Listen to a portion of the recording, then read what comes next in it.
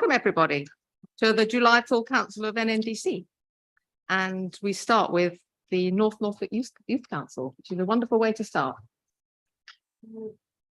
Thank you. So some of you will have met Tyler, who's chairman of the Youth Council, and Nathan, who's the vice chairman of the Youth Council before, but we thought as we had some new members and they've been sort of meeting in the background and developing some of their ideas and what they're doing, it would be a good opportunity to bring them back to introduce themselves again and update you all. So I'll hand over to them both, and I think we've got 3 slides to share as well, hopefully. Thank you.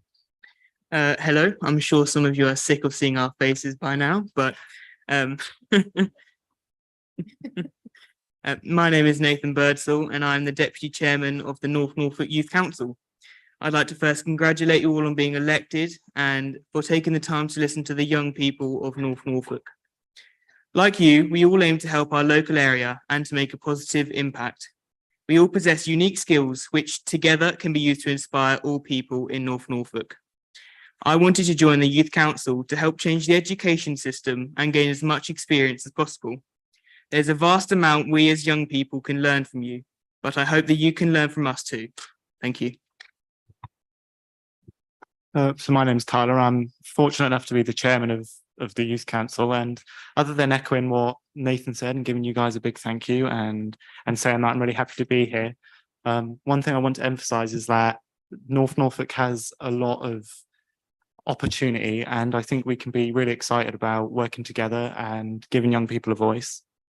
And I certainly feel really, really lucky with where we live, and that actually we've been given this opportunity in the first place. I think lots of places here, young people want this opinion or they want a voice, and they kind of quite quick to shut it down and let the experts do it. But young people are going to be a very proactive part of North Norfolk, and I think if we can sort of shift the tide a little bit to make young people feel more recognised and feel like they have a voice, then North Norfolk's going to do really, really well.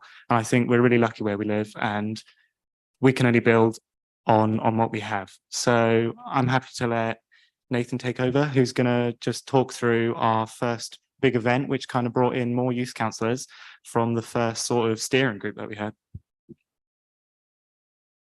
So our first launch event was successful. We now have 12 members and even more who are interested in joining and are in contact with Emma now. And our main objective now is just to work forwards towards our main campaign, and everyone is now united in a common goal. We've also managed to set up a social media account. I think our first post went out today, which is pretty exciting, I think.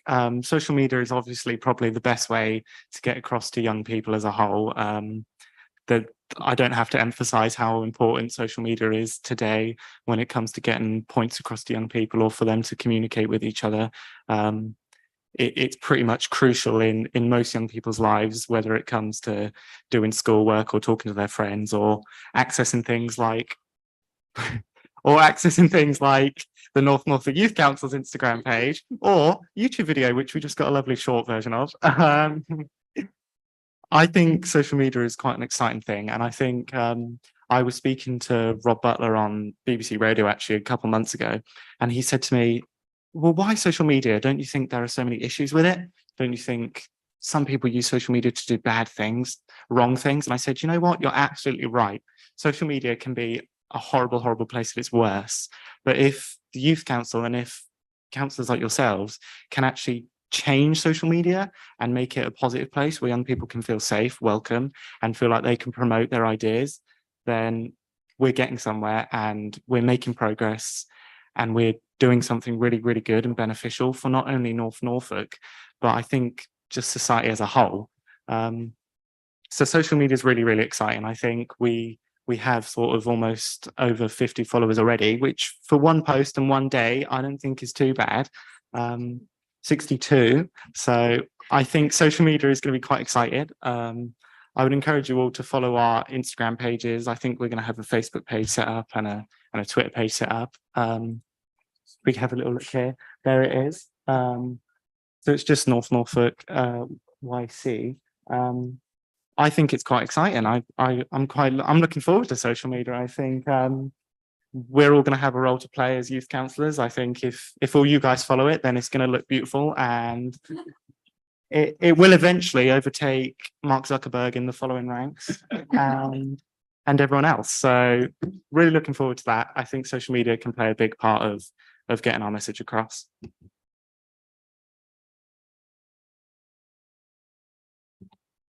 We have three main visions as a youth council, which are mental health, the environment, and education, as Nathan outlined.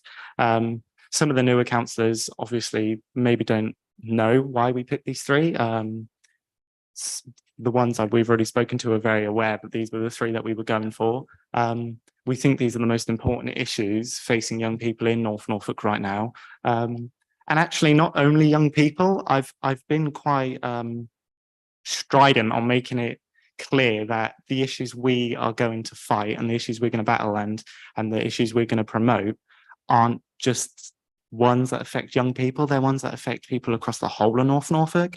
And when it comes to generating popular support, the fact that these issues affect everyone is so important. And I think the fact that young people are certainly the future of North Norfolk means that they are the starting point when it comes to preventing issues that surround these kind of points. Mental health needs to move into a subject which isn't taboo anymore. And I think many young people certainly feel like they're being pushed away from talking about mental health. I certainly think there are some figures out there who maybe don't think mental health should be spoken about as much as it should be.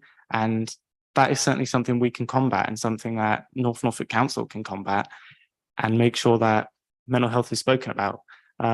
Education is obviously not something the Youth Council can have a massive impact on. We're not trying to change the education system, but certainly if young people have more of a say of what goes on in their schools and what goes on within their own education, I think we can actually empower young people to go out and do more.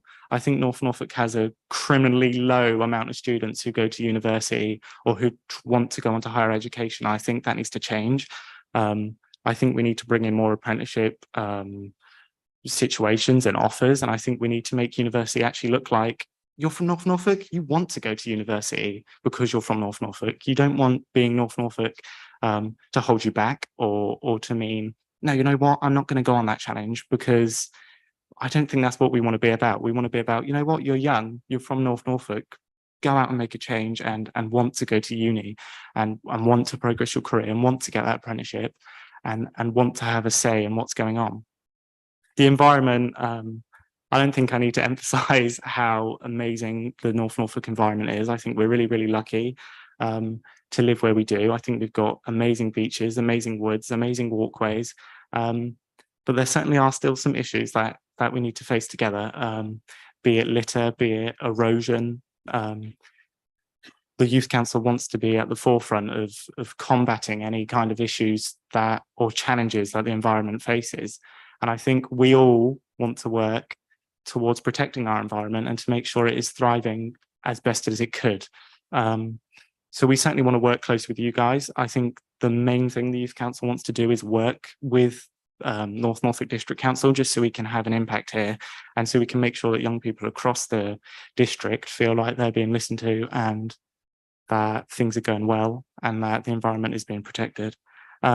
Our first project that we're going to focus on is mental health awareness, and Nathan's just going to outline our kind of vision there. Okay, so our main visit a few months ago was to the mental health hub in Aylsham. Tyler and I went there and we were able to discuss the mental health causes, issues and potential solutions with the trained experts, who were lovely, by the way.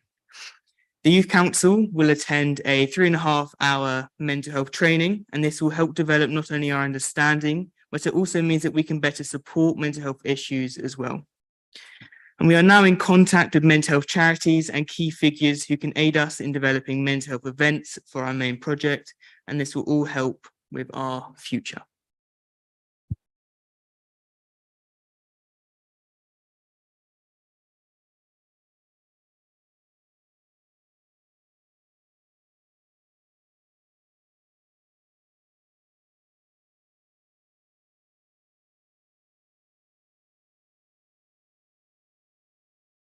And we need your help to do it. As a Youth Council, our main objective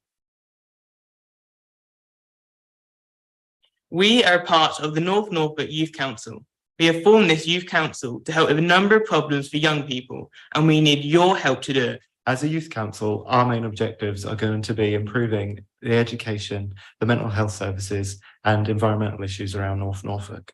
We believe these are very crucial issues to our age group as they affect us now and will affect generations in the future. If you are aged between 11 to 18 and are passionate about the causes we are aiming to address, then we would love to hear from you. If you want to join us and help out with these crucial issues, head over to our website and join the North Norfolk Youth Council today.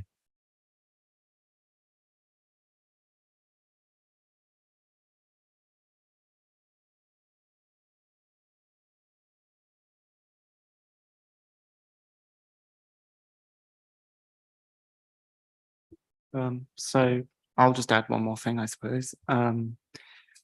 Our sort of project, we wanted to sort of sort out one big event that maybe the North Norfolk District Council could help us set up or create, and certainly that many of you guys would like to visit. Our idea is that we could sort of have many different charities, activities, speakers coming along, just to emphasize what needs to change around mental health and what the North Norfolk Youth Council is going to be about. The reason we were kind of thinking one big event just to get us going is because it would draw eyes, first of all, and draw attention. One big event does that quite well. But also we think that we can't start doing little things here and there just yet. We need to have one big sort of kickoff event so everyone knows who we are, and what we're going to be doing.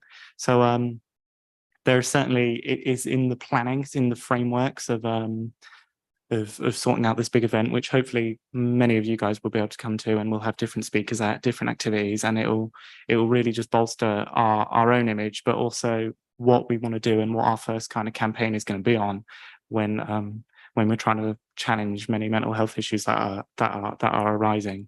I think the Youth Council has a lot going for it, and I think that we can all be quite optimistic that we can make a big impact. And I think the fact that I'm just here in this room talking to the North Norfolk District Council in the first place is quite a big thing. I don't know about you. I certainly don't know about myself because I wasn't old enough, but 10 years ago, I don't think this would have even been imagined that someone under the age of sort of 18 would be sat in the North Norfolk District Council offices, telling councillors that we're going to help and that we actually want to work with you to achieve certain goals. So I think we've got a lot going, and I think I'm looking forward to everything, and I'm certainly sure that the youth councillors are really looking forward to working with you. So thank you, and we appreciate your time. I don't know if we have time for any questions or anything like that, but me and Nathan are certainly happy to answer anything and have conversations with you guys. I'm still in awe of your presentation skills. There are many councillors here who've been elected and haven't had the chance to speak yet. So this is the bar of public speaking, just so everybody's aware. I'm the mental health champion for the district, and I'm really pleased that you've chosen mental health for your first project. So please allow me to work with you. That's very exciting, and it is very, very needed. And I'm already thinking of all the different things that I can invite you to and push you in the right direction of. Let's look at budget for an event, and then maybe we can take that to cabinet. Yeah. Okay. Any more questions? Councillor Toy? Thank you, Madam Chair. I just wanted to say I love their good, positive attitude. Can do. We can get it done. We can work together. It's fantastic. Well, thank you. And it's a good. That's a good story that you're telling there in itself. Never mind the things that you're going to achieve out of that. So congratulations. Thank you. Councillor Fredericks? Thank you so much, Tyler and Nathan. And it reminds us all in this room that we aren't young anymore.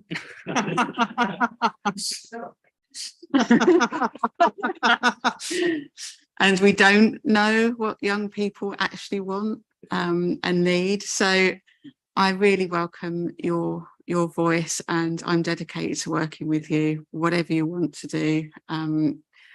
Get in touch and we'll meet up and have a really good chat. And I'm very glad that you're both connected to Mundersley. Thank you. Councillor Toy? Thank you very much. It's nice to see some really young people here. So I will certainly follow you on Facebook. I'm not a big Facebook person, but I will certainly follow you. Now, the Kickstart event, that's a great idea. And is that where you will let us know what you're doing? What day, etc., all the details? Yeah, absolutely. I'm sure Emma or one of the youth councillors will happily email everyone and make sure that we're all kind of know what's going on there. We do actually have a £10,000 budget. I'm not sure whether all of you guys know about that, but we're very happy to yeah. So there's no like cost problems when it comes to things like this. But yeah, I think just one big event is going to be quite exciting, and I'm sure we'd be very, very happy to see all of you guys there, or as many as possible. And yeah, I'm sure Emma will happily keep you guys all in the loop and make sure that everyone knows what's going on and where it's happening and things like that. Councillor Fitzpatrick. Yeah, thank you. Welcome. I was only your second follower on Twitter, but I think I was the first. But I think I was the first person to mention, tweet. So there we are. But seriously, I think it's really good that you've taken mental health as your theme, because it's really important, particularly in rural areas, isolated areas where people can be isolated in large areas, but often it's who to speak to, the feelings of shame that people feel. And the more it's talked about, and the fact that people realize that actually, if you break your leg and don't go and seek help, people don't think you're strong, they just think you're a bit silly. And it'd be really good if we could get mental health into the same thing, that people seek health straight away. And also, what's also very important is teaching your peers, speaking to them so they know what to look for, and getting parents to look for things as well. Because, when I was a student, I remember one of my tutorials killing themselves, and everyone said the same thing. We didn't realize, because people didn't realize the signs. So I think it's really good, and power to your elbow, I think. Thank you. Wonderful. If there are no more questions, thank you very, very much indeed for a very inspirational presentation. And you guys are going to go far, and we'll look forward to watching you. And it's lovely to see some young people in the audience as well. And it's a real treat. So I hope you'll come back and visit us soon. Thank you very much.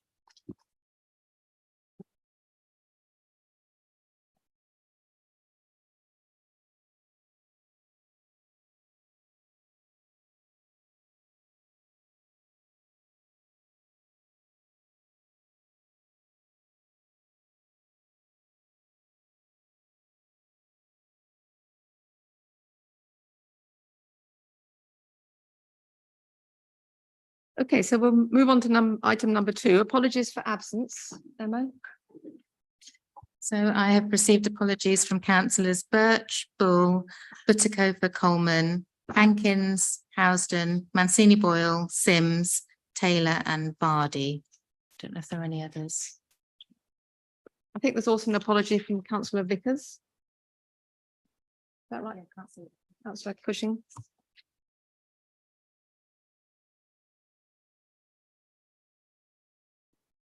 Right, moving on to the minutes. Can I confirm that the minutes of the meeting on the 21st of June can be signed as a correct record? You happy to propose in a second? Okay. Proposed by Tim. Yeah, okay. Lovely. Can we vote on that, please?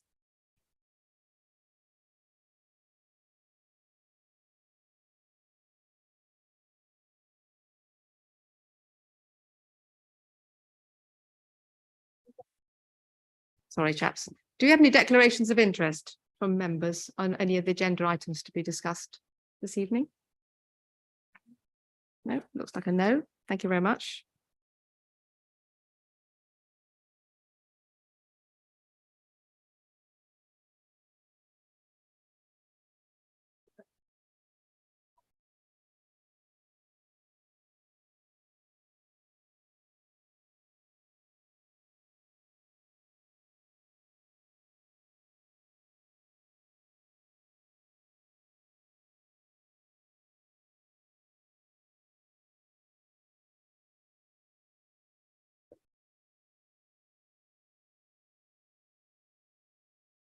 Lovely. Well, this was, so I speak to this? Yeah, this is Councillor Photographer at the Royal British Legion Armed Forces Day, 24th of June, which looks very impressive. And then we have with Bishop Graham, the Bishop's House Garden in Norwich. I heard that was a very good event. I've heard a lot about it. It's very nice to see. And then we have the Lord Mayor's street procession reception in the Marble Hall, which I must say, if you have not been to the Marble Hall, Aviva, and you have not been to the street procession, you just must go next year. It's absolutely brilliant. It's such fun, and some of the displays were absolutely outstanding. It was really an interesting day. And then there was the Norfolk County Council summer reception, which I think some of you were at, and in the County Hall on Friday, and we had a very interesting discussion or talk from the chairman, whose theme is technical apprenticeships, which actually resonates very well with the needs of North Norfolk, and following up from that discussion we had from the Youth Council. So that's something to keep an eye on. And then we had the mayoral civic service at King's Lynn, which was really interesting, full of pomp and ceremony. And I must say the mace and sword bearers deserve special credit for holding, 18th century maces weighing about 300 pounds for an hour. And it was very, very nice event. And old King's Lynn is just so spectacular.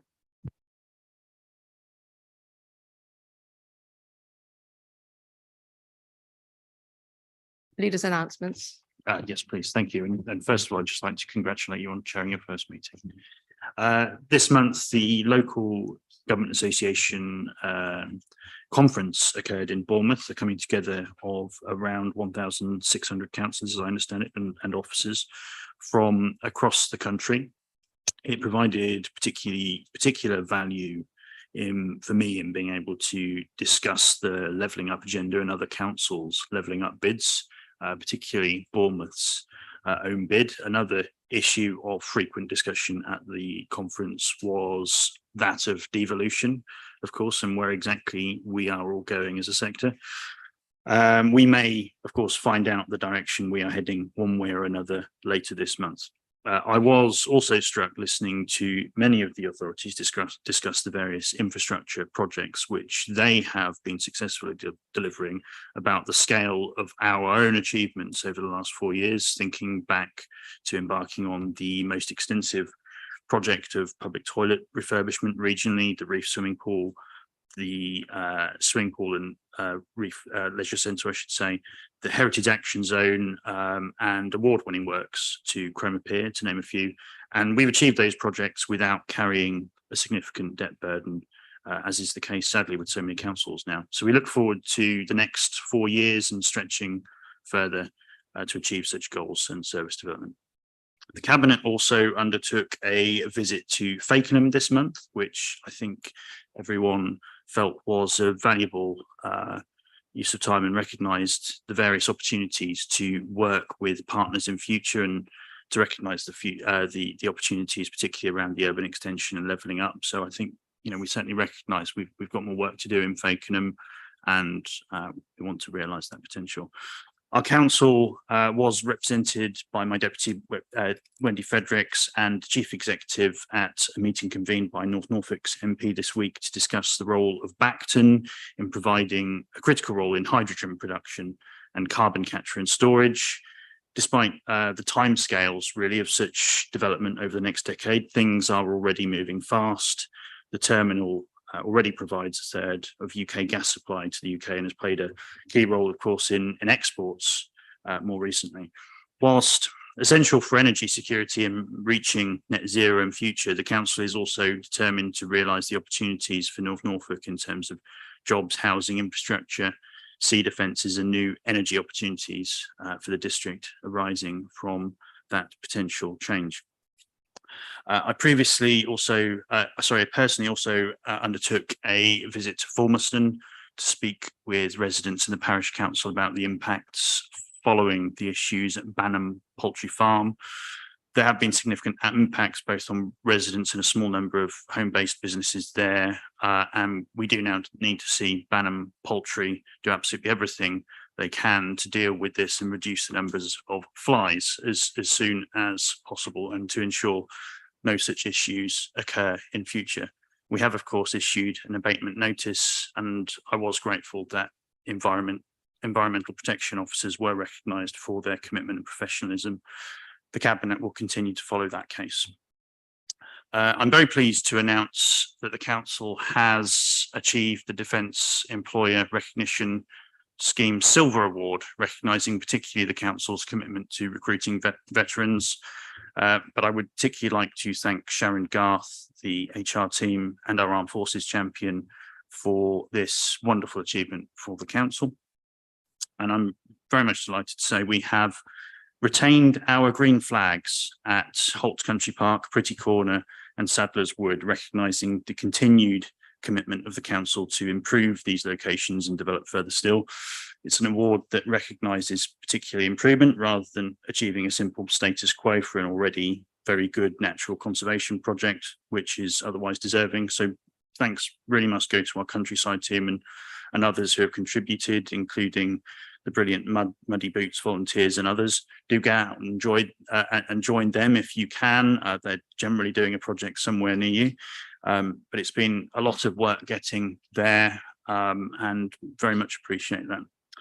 Finally, our peer review will start on the week commencing the 11th of September, and I thank members and officers in advance for contributing to this and look forward to seeing what we can learn from it.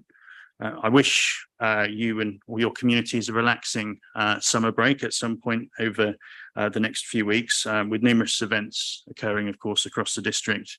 Do get out and enjoy it. Thank you. Thank you very much. Right. Does anyone have any updates on the appointments to outside bodies or committees within the organisation? There was one, if that's okay. So Mike Hankins, Councillor Mike Hankins, is being appointed to the Overview and Scrutiny Committee. Thank you. Lovely. Thank you very much indeed. Portfolio reports. I assume everyone's read all these reports. Do any portfolio holders have any updates to add? I think Councillor Blathwaite. Yes, thank you very much, Chair. On page 26 of my report, it was stated that my reserve, Councillor Fisher, attended the LGA Special Interest Group. Unfortunately, Councillor Fisher, at very short notice and for very strong reasons, was unable to attend. And I apologise for that discrepancy. Thank you very much. Thank you. Councillor Varley. Thank you, Madam Chairman. I just wanted to take this opportunity to say farewell to Nigel Stannard and wish him all the best in his future endeavours, and just really thank him so much for everything he's done for this authority.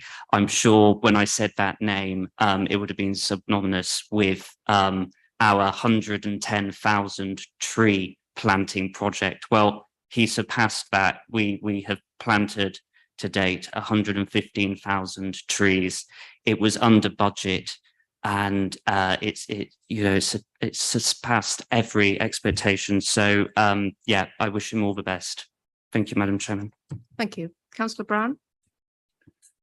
Thank you, Madam Chair. Yes, I would just like to take this opportunity to thank the Assistant Director of Planning following his announcement to retire as at the 1st of August, and to say to Philip Rowson, who we know better as the head of planning, I have to say, thank you for his commitment and professionalism over the last 4 years that I've had the good fortune to work with Philip, and to wish him a long and happy retirement. And also I wish his successor, Russell Williams, who will be in post from the 1st of August, a heartfelt welcome to the new position he will take up, and I wish him every success in moving the planning service forward. Thank you very much indeed. I think we all echo your thoughts about him and Nigel. Thank you very much. Okay, do we have questions from members on the portfolio reports? Okay, you have to forgive me because it's me today. to catch you as I can. Councillor Toy? Yeah, thank you, Madam Chairman.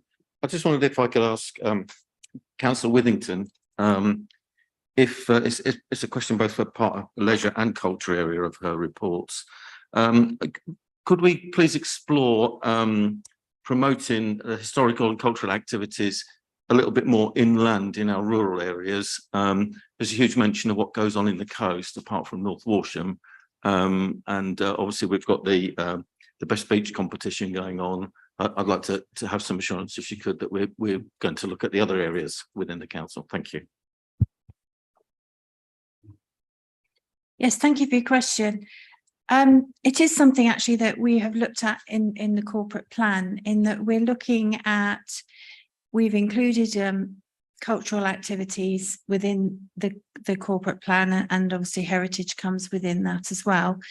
But in terms of that, we're looking at trying to develop a much broader partnership with cultural activities, because at the moment we've, as many people will know, we've got this fantastic arts base and cultural base across the district. And it is very much across the whole district. It isn't, as you say, in that coastal stretch. So part of the work we want to do is looking at how we build that partnership across the whole district and build that into what could also be potential for our economic growth, because a lot of these things are linked to small arts businesses and cultural opportunities. So it is very much part of what we want to do with the corporate plan. And certainly I find that quite exciting within our portfolio that we've got that opportunity. But also we've got Visit North Norfolk, which we fund. And I know that's certainly something that we're looking at expanding that into as well. So very much part of what we want to build into the corporate plan. Thank you, Madam Chair. Yeah, just to say that I'd be happy to work with you, having 9 rural parish or rural wards, rural parishes in my ward. It's, you know, I don't have anything at towns or cities, just large villages. So I'd be happy to work with you to develop that. Thank you. Thank you. Councillor Fitzpatrick? Yeah, thank you, Madam Chairman. Yeah, it's a question for Councillor Heinrich. And I have to say it was good to hear from the leader about the cabinet visit to Fakenham and looking around. Obviously, I represent Walsingham Ward, which runs its way around Fakenham. I'm also the county councillor for Fakenham Division. That's Fakenham town itself, plus most of the communities round about. But before the last election, the Conservative group leader highlighted the fact that Fakenham seemed to become the poor relation in terms of spending compared to the equivalent sized towns in North Norfolk.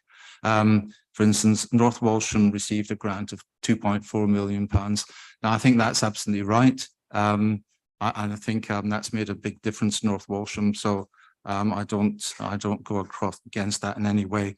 But Cromer benefited to the tune of just over £5 million, and Sheringham a spend of over 17. But the spend in Fakenham in that same period was barely £500,000. And so it's really good that you've been there with the cabinet, but will you undertake to bring forward some early proposals to rectify this imbalance so that Fakenham residents get their fair share of the economic cake for North Walsham, for North Norfolk, particularly given recent news from Barclays Bank? They announced the closure of the Barclays Bank in Fakenham. Now that's the 3rd bank to close in under a year, and that leaves 1 bank. A year ago, there were 4 banks and 2 building societies. By the time it gets to September, there'll be 1 bank and 1 building society. So it's really important that that things are moved forward, and will they undertake to bring stuff forward at the earliest possible opportunity? Thank you. Thank you for that question. The answer to that is yes. I'm very conscious of the issues in Fakenham, and the visit, I have to say, was very useful in extending my understanding of what's happening in the town. Clearly, we had no luck with the levelling up bid last time. One hopes we'll be able to put that bid in again in some sort of revised form to initiate some development in Fakenham. I can't promise anything immediately. So much depends on where and what large yes appears from central government over the next 6 months. No doubt we will get another chance at this. But that is one aspect, and certainly as far as the strategic planning for economic development across the region goes, Faken will form an integral part of that. Thank you. Councillor Dixon. Thank you, Madam Chairman. A question for Councillor Heinrich. Can you tell us what kind of tangible outcome measures will be used to demonstrate the expected local economic benefits from the major investment of several millions in the North Walsham Heritage Action Zone project? Thank you. Thank you. I'm not in a position to give you any great detail at this present point, and I would have to go back to officers to ascertain any considerable detail. What we are aware of is that footfall is increasing. There is considerable use of the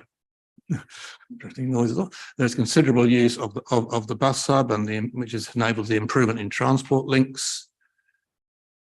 The town centre is much appreciated by the people of the town, who now finding that being traffic free is making a huge difference to their quality of life, particularly of the older and less mobile members of the community. As with all of these things, it is not easy to ascertain the benefits in pure numbers. All I can say at this moment is that, yes, it has benefited the town immensely. And as we come to the completion of the project and the full detailed evaluation, I'm sure I'll be able to provide some fine detail that the council desires. Thank you. What, Councillor Beattie?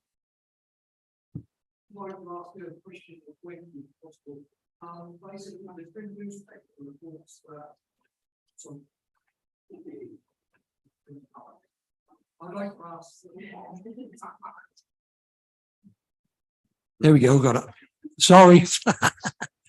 I'd like to ask a question of Councillor Wendy Fredericks regarding newspaper report which has gone about regarding Michael Gove returning 1.8 billion of affordable housing funding. Was any of that money ever offered to us?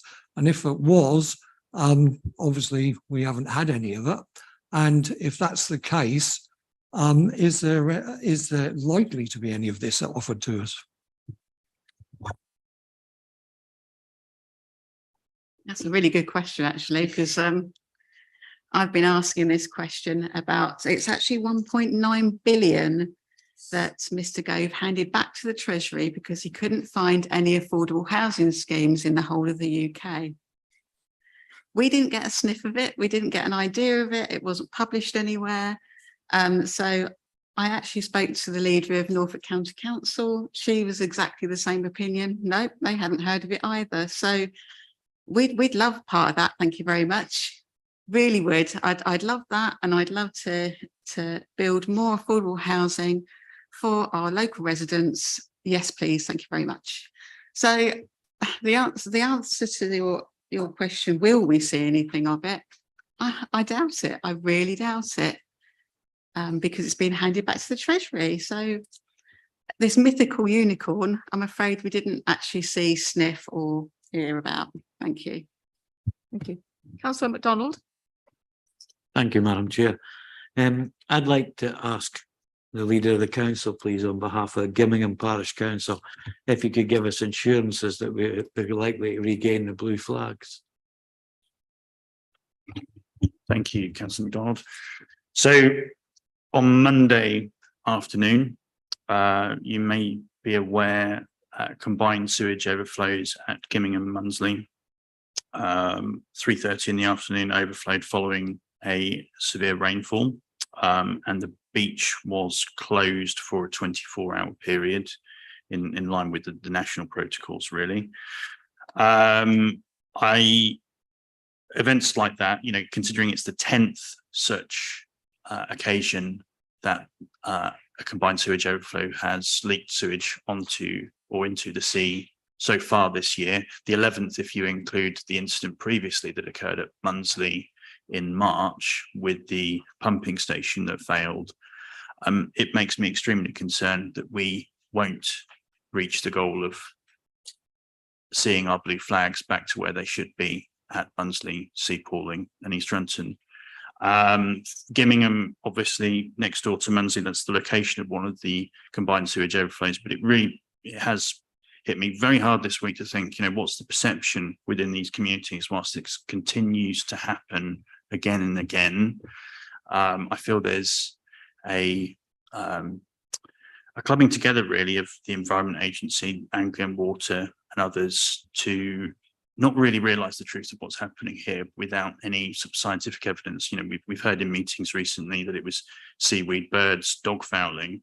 There's no evidence for that whatsoever. It is pointing to there being sewage overflow leaks, and we need that investment. We need that investment at locations such as Gimmingham, such as Wells, where there have also been leaks. It's unacceptable that the investment has not kept pace with the demand in North Norfolk. So it needs to be particularly understood in, given climate change, there needs to be a better testing regime.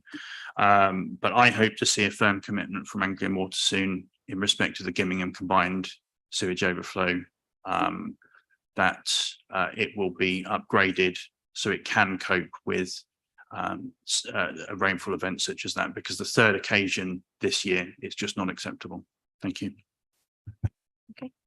Thank you. Councillor Cushing. Thank you, Madam Chair. I have a question for Councillor Fredericks, if I may, please.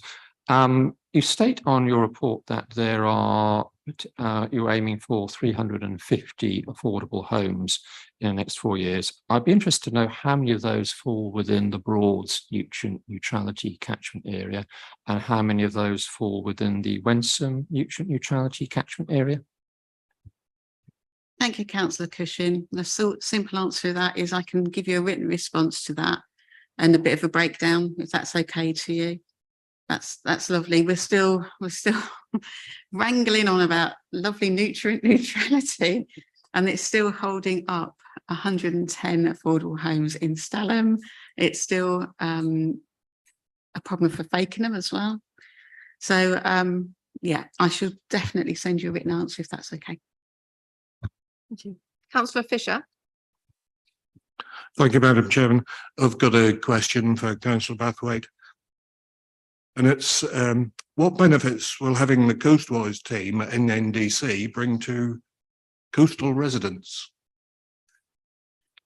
Well, thank you, Councillor Fisher. Where do I start? Coastwise, which is the name that is the new name for the CTAP, and it is the greatest attractor of government funding to this area in, I believe, North Norfolk's history. It concentrates focus on the particular issues that affects the local shores. It raises the profile of North Norfolk, as exemplified by the new chair of the Environment Agency, talking about his visit to North Norfolk at a national conference I attended recently. And it was uncomfortable for him because it was hailing at the time, but it is stuck in his memory and he is watching very closely. It also allows us to work with other councils and similar teams from the East Riding in the north to the Suffolk Coastal in the south. And it allows cross-fertilization of ideas and solutions. And I would like to praise the officers and indeed my esteemed predecessor for attracting this money to our coast. And it will have a real beneficial effect. And I hope in the future to be able to report on its success. Thank you very much. Councillor Toy. Thank you, Madam Chairman. This is a question for Councillor Brown. It's really good to see plans coming forward, neighbourhood plans, and it would be good to encourage more people, more communities that want to have a say, to form a plan and put that forward. With Holt, what's the process now for NNDC to adopt their plan? Thank you, Councillor Torrey, for your question. The plan for Holt is that now that the referendum has taken place and the plan has been voted through by the residents of Holt, to refer this back to the full council at a later date with a recommendation from the leader. This is what we've done previously when we adopted the neighbourhood plan for Great Ryborough. I wasn't actually present at the council when the initial neighbourhood plan for Corpusty and Saxthorpe, with which I jointly edited and inputted into that as the first neighbourhood plan. So I'm not quite sure how that went through the process with the council. But what I would like to say is that there has been some debate nationally about whether neighbourhood planning is going to survive planning reforms brought in through the current Levelling Up and Regeneration Bill. I hope that they will, and in anticipation of that, in agenda item 11, which we will come to, it is part of this council's future corporate plan to promote neighbourhood planning and to preserve local input in the face of national planning being imposed upon us in a sort of a pattern book structure. So there is much scope for further neighbourhood plans. Indeed, there will be a referendum in Blakeney in September, I think it's September 14th.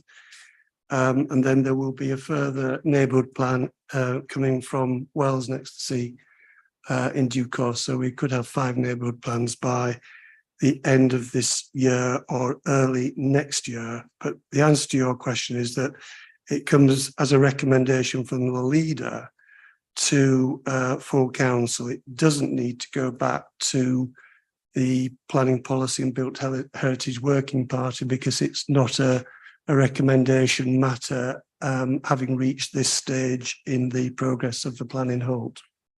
I hope that fully answers your question. Thank you. Councillor Boyle. Thank you, Madam Chair. I've got a question for Councillor Ringer. There appears to be a number of low environmental health scores, given the number of visitors we have. Can the premises with 0 remain open? And is there a requirement for them to improve? Thank you very much for that question. North Norfolk overall has a very good record of with food hygiene certificates across the board. I think we have in excess of 1,000 places that we regularly inspect. And obviously it's disappointing that we've identified a small number which are not scoring very highly. On the specifics, a premises which is rated 0 can be closed down by environmental health officers, but that not to say that that would happen in every circumstance. It very much depends on the nature of the failure that happens. There is always a emphasis on trying to get premises to improve. Even if you are a 4 out of 5 score, there is still something to help you get up to 5, and officers will help you do that. The vast majority of as I say, of premises in North Norfolk are already well above 3 stars. So I'm assured that officers will be working with the premises in question, and I can't go into too much detail obviously because they're ongoing cases, to get those scores up as quickly as possible.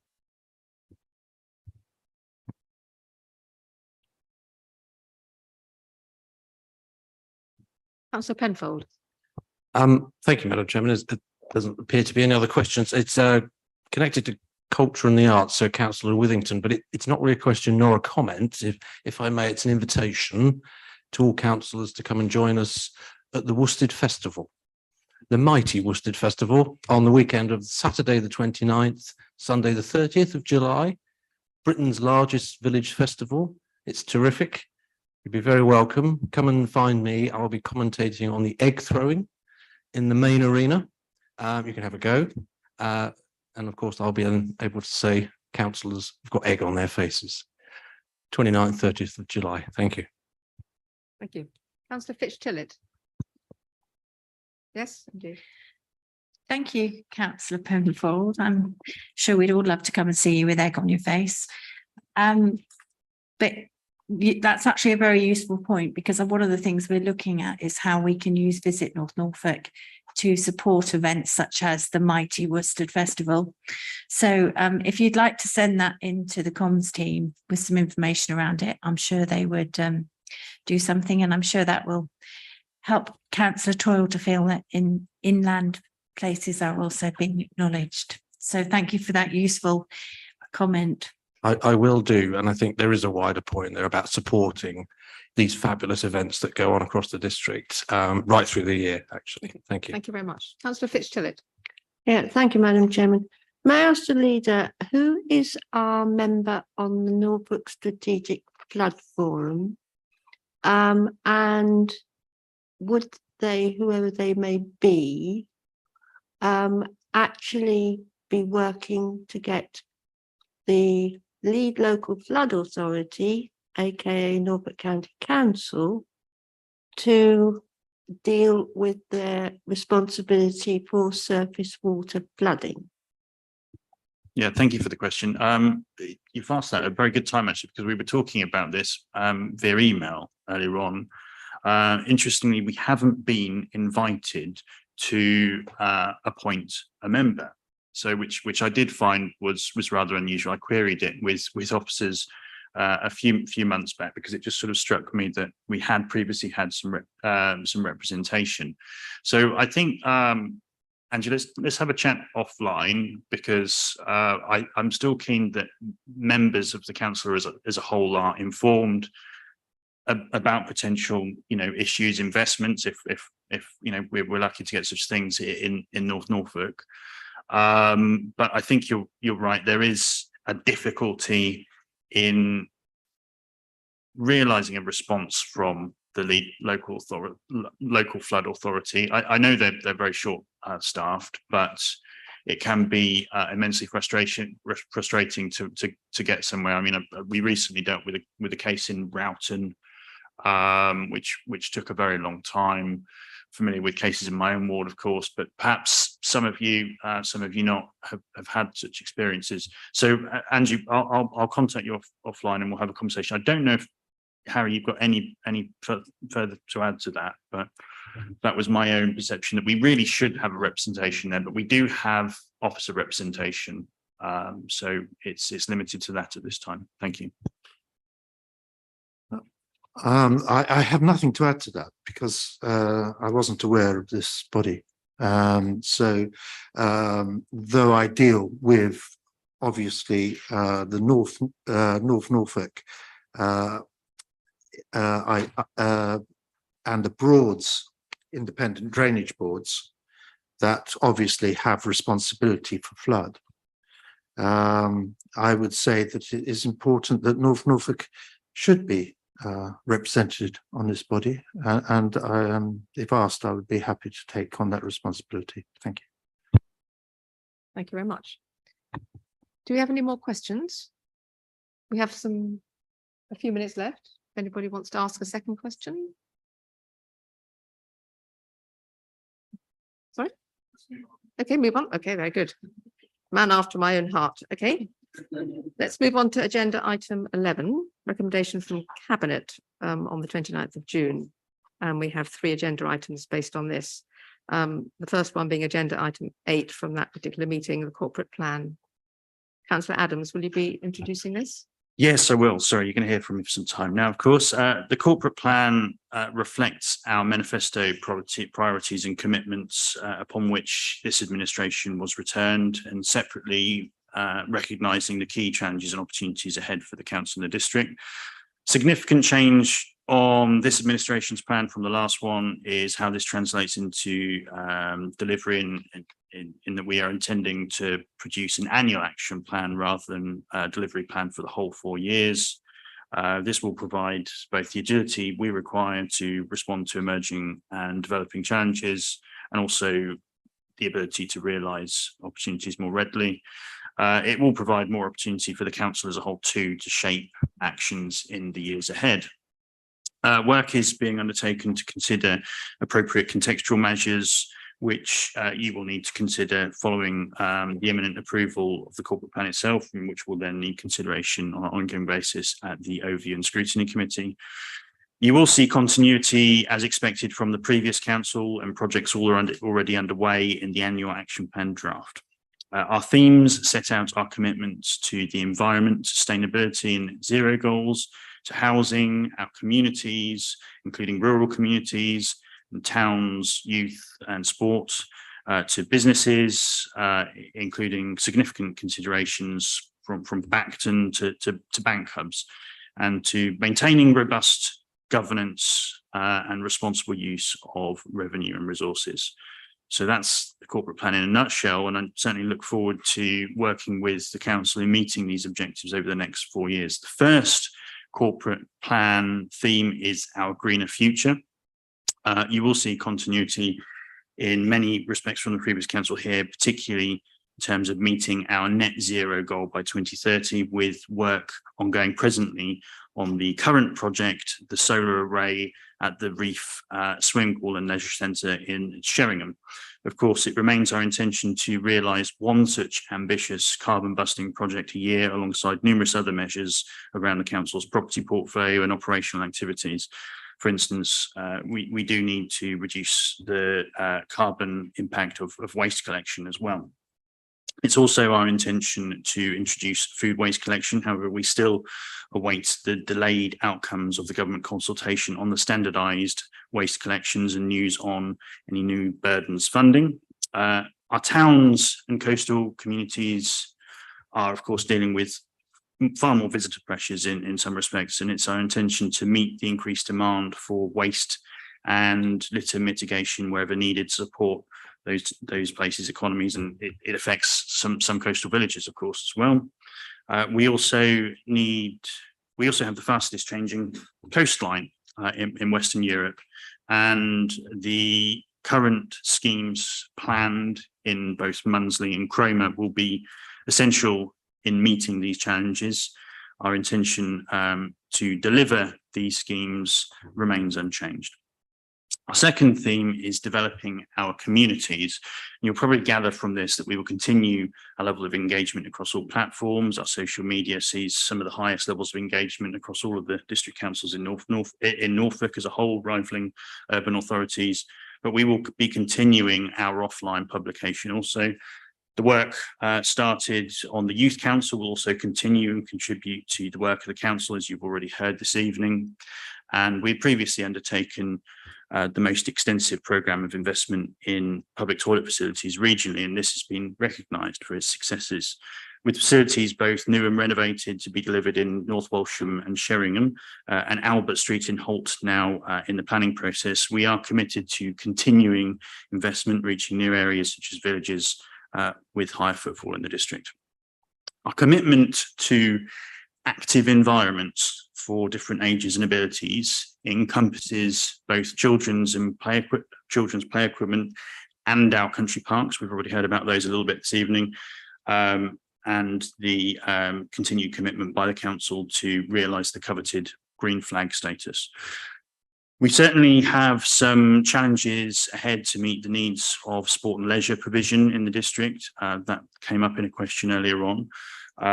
Towns such as Fakenham are likely to grow significantly, and that of course creates additional demand, and others require investment to meet particularly growing demand for youth sports as well.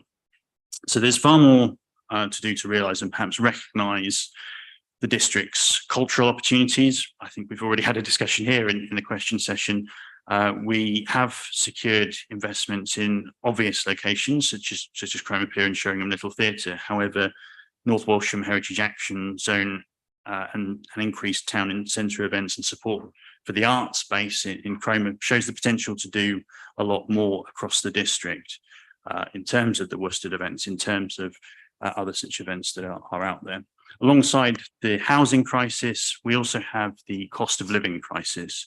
And this corporate plan recognises these increasing demands and what we as a council can continue to do successfully to support residents. On housing, you will see this is our next corporate plan theme. We continue to grow our portfolio of temporary accommodation. We have 70 households accommodated in temporary accommodation in this time, or believe it, I think it might be 71 or 72, unfortunately, at this time, which is a shocking statistic demonstrating the scale of issues both locally and nationally. The pressure will continue to grow unless the government formulate a strategy for the delivery of more affordable houses, affordable homes, if not a new generation of council housing investment for the country. So we have to work with the resources we've got, and we have to support the residents in the meantime. Next year, we will, of course, see some sort of outcome on second homes with the Levelling Up Bill.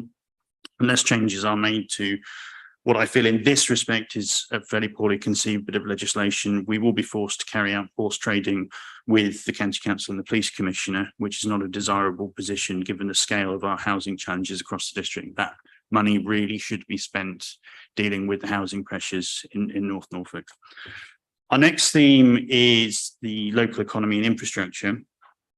We will continue to work with towns such as Stalham, but we'll also have far more focus on rural businesses too, recognising that many of our larger employers are not in fact based in the towns, and there are new opportunities to secure investment. We will also introduce the new position of digital champion. Consideration, as you already know, is underway on the future of Bacton Gas Terminal, and this is likely to be a very much high profile part of our work, at least for the next decade. Our final theme is strong, responsible and accountable council. We have already proved how resilient this authority is, and I'll not dwell on some of the challenges currently facing other authorities. We have seen the delivery of major projects without seeing significant debts, and I think that's a commendable result really for this council, but we must do our best to continue this exemplary delivery and record. We have considerable issues to grapple with some of the council's property portfolio, particularly where buildings have deteriorated or failed, and this will be a significant part of our work in the next 2 years at least. As we have discussed at the previous scrutiny meeting as well, there may be a need to service demand and invest in customer services further, but it's very good to see that in the recent returns on the consultation that we've been seeing, over 80% have been very satisfied with their customer contact with the district council, but we'll continue to deliver high quality service options both online and offline. We are committed to reviewing car parking management to ensure we are meeting revenue expectations and providing good customer service experiences for visitors from near and afar. And our estates team have made, I think, very significant strides forward towards increasing occupation of council properties, some of which are very hard to fill and not necessarily a good revenue opportunity, but we should fill them all the same, and this will continue. Finally, we are committed to investigating the possibility of a tourism tax, but it's important to stress we're not committed to introducing one yet. This needs careful consideration. We have significant liabilities, as I've just mentioned, around infrastructure and assets and services there to deal with visitor pressures, which are becoming increasingly challenging to fund. The bottom pages of this paper outline our draft annual action plan for the year ahead.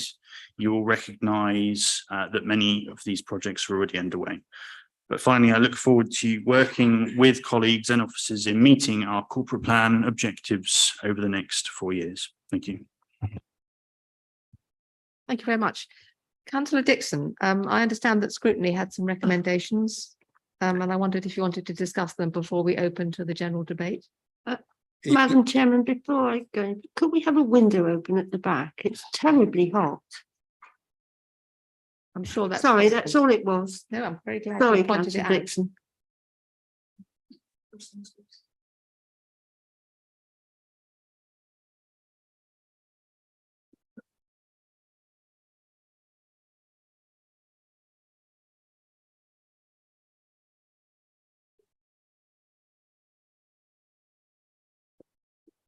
That better? Good. Excellent. Councillor Dixon, would you like to resume? Thank you, Madam Chairman. Yes, I felt it would be appropriate for councillors to hear the comments of overview and scrutiny before you consider this matter rather than afterwards, because I would normally deliver these at item agenda 12. So with your agreement, I will cover the suggestions that came from overview and scrutiny. There were 3 suggestions from overview and scrutiny's review of the draft community corporate plan.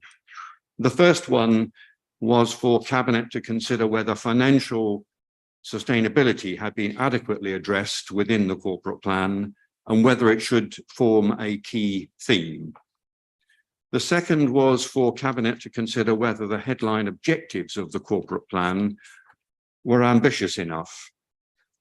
The third one was for Cabinet to consider whether issues of rurality have been adequately addressed within the corporate plan. Now, these comments summarise the constructive suggestions made to Cabinet members at the meeting. And it's important for you to hear these because they were intended to invite and prompt further consideration by Cabinet outside of that meeting. However, Cabinet members elected to respond there and then, and it was in the form of defensive comments which tended to dismiss the three suggestions. While it's accepted that the corporate plan is at an advanced stage, it was hoped that these suggestions would be given more open-minded and deeper consideration. It's still not too late to do that, and I hope members will encourage Cabinet to do so. So they were the comments that came out of the discussions at that meeting on the 12th of July. Thank you, Madam Chairman. Thank you. Councillor Adams, do you want to respond to that? Yeah, yes, thank you. I'm very happy to.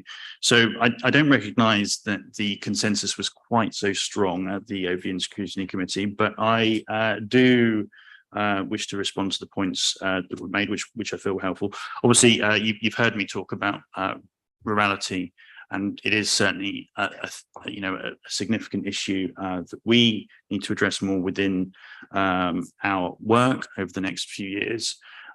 You've heard me talk about the digital champion, the focus on rural businesses.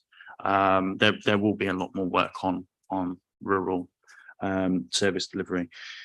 The discussion around sustainability was really one more of words and preference of choice of words. And you can get a thesaurus out and pick your preference, but as I said during the committee at the Overview and Scrutiny Committee, you ask 25 people, you get 25 different preferences. There is a strong theme here in terms of ensuring that our finances are stable. So I didn't feel we needed to change that any further.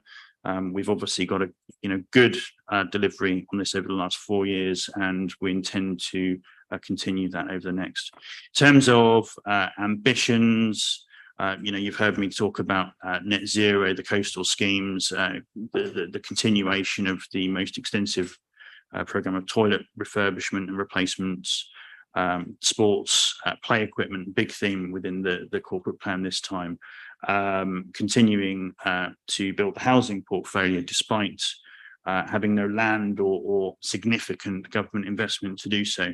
The significant challenges around the council's property portfolio. These issues will stretch the council. They are ambitious targets, and they are within the corporate strategy, the corporate plan, I should say, and set out under the theme headings. So I'm satisfied that this is a robust corporate plan, and I'm proud that we've delivered it in July for full council consideration. Of course, it is a cabinet approved document, and would welcome any further discussion, but I don't have anything further to say on the overview and scrutiny recommendations at this time. Thank you. Okay. I'm going to take Councillor Fitch-Tillett first. I've got you, Councillor Shah. Thank you, Madam Chairman. I'm disappointed. We have 43 miles of coast, half of which this council is the Coast Protection Authority. It is the most dynamic coast in Western Europe, and yet there is no mention whatsoever of adaptation for coastal change. It's all very well putting up sea defences for the larger communities, aka Cromer and Munsey, which must be defended under the Shoreline Management Plan. But what about the rest of the communities? Are they to be abandoned? Are they not going to be managed? Okay, thank you. So I should just say coastwise, which was talked about earlier on in the meeting, is within the corporate plan. It has been rebanded from CTAP, which of course yourself, Angie, worked on alongside officers, but it's certainly a corporate priority, as of course, you know, as you've mentioned, delivering the Munsey and Cromer schemes. Of course, in future we will have to scope out further coastal defence schemes, perhaps of course in your own ward, Angie. You know where I'm talking about. It's you know, we are at the forefront of climate change and the pressure from you know, the coast. It's a wonderful environment to live, but it gives us a different sort of responsibility compared to most councils. So it's certainly within there, and we haven't overlooked it. But thank you. Councillor Fitzgerald, did you have a? Yeah, I'm just concerned that he's perpetually talking about coast defence. There are places along this coast that we cannot defend. So it must be coastal management. And in fact, there is a large amount of work which I started when I was a member of the Coastal SIG to change the Coast Protection Act to the Coastal Management Act, and that is moving forward. Okay, thank you very much. Councillor Shahs, did you want to respond? I did a little bit. I'm a little bit disappointed that the Chair of Review and Scrutiny didn't actually lead with I couldn't gain consensus to bring recommendations, and led with 3 points which were largely answered. However, for the benefit of members, I'm more than happy to answer the point raised about where financial sustainability is included in the corporate plan, because I think that's incredibly important, and we include it in everything that we do, as you'll see from the outturn report. But if everybody turns to page 75, because obviously I'm particularly passionate about finance, everybody's finding out. On page 75, we've got it listed under almost every single bullet point under quality of customer service with efficient transactions. I know Councillor Cushing prefers the word efficient. On the second to last bullet point, efficient means of delivering services. That's twice we've mentioned the word efficient. In the second column, managing our finance and contracts robustly to ensure best value for money, robust contract management, robust finances, best value for money. We've mentioned it 3 times there. Delivered efficiently, whilst I hate the word delivered, as everybody in this chamber must know by now, we've mentioned the word efficiently again in the second bullet point. Value for money, again with my dreaded word of delivery in the third bullet point. In the fourth, strong governance, which also we're going to be undertaking when we look at the outturn report. In the third column, investing in projects which deliver financial returns. That's again how we're being financially strong and accountable and stable. In the second bullet point, where we're looking at a direct thing we're going to do to ensure that we're realising the opportunities to generate revenue from the assets of our car parks. Again, that's how we're showing that we're financially looking towards sustainability. Third one, increasing the rates of occupation on all councils' commercial properties. Again, that's income that leads to financial sustainability. Fourth one, maximising external grant funding to deliver the council's corporate objectives. Again, maximisation of funding, financial sustainability. And the final one, where we have an idea there, which we're not committed to, we're going to investigate. That's another thing we're looking for. So if, unfortunately, people in this chamber cannot see where we're committed to financial sustainability, it's written on every single line of page 75. Thank you. Councillor Cushing. Thank you, Madam Chairman. I have to say, actually, I do think, actually, following the comments from Councillor Dixon, I do think it's actually a timid plan, lacking in ambition and defined outcomes. And I will take issue with the comments that Councillor Shires has made about financial sustainability. One of the things you look at a strategic plan you'd expect to see in there is actually the defined outcomes that you want to achieve in 4 years' time, and also effectively the success criteria that would go that you could actually judge that on. And I know some of you are shaking your heads, well, it doesn't surprise me, but that's really most plans that I've ever seen in corporate world certainly do have that in there. And if you look at it's certainly not in any of this plan at all. If you look at some of the other plans, we go on websites for other authorities, for example, South Norfolk, well, you'll see in their corporate plan, they do specifically define the success criteria. So that could be things, for example, like the growth in number of tourists that we're trying to promote. It could be an increase in the customer satisfaction, specific metrics around it. Could be an increase on use of online services. There are all sorts of metrics that you can bring in that you can measure that how your corporate plan is performing, and give yourself some stretch in there. Most corporate plans should be about stretching yourself. And if you don't quite achieve it, see if you get it will actually push you harder to actually get as far as you can. I have to say, I take issue with a lot of the language in here. We've got a lot of fairly vague words like ensuring, supporting, engaging, continuing, developing, reviewing, and so forth. I know, I mean, I was really very surprised Councillor Shires says she doesn't like the word deliver. Every organisation, all people in this chamber, I mean, I don't know your backgrounds, but some of you will be from self-employed, some of you will be from the private sector, some of you from the public sector. Whatever organisation you belong to or belonged to, it will be about delivering something. That's what those organisations, so the public sector will be delivering services. If you're self-employed or in the private sector, it'll be about delivering service and indeed some offering that people will pay for. So I think delivery is essential. And I'd like to see far more words around deliver, implement some hard edge words that you can actually measure in there. Now, I know the corporate plan says you have annual actions, but if you haven't got any outcomes that you're defining in 4 years' time, where do those actions necessarily lead you? And that's the outcome you'd be looking for in a corporate plan. Now, we've already had the debate around, or Councillor Shires mentioned financial sustainability. I would have expected to be absolutely explicit in there. In your last corporate plan, it was actually a theme in there.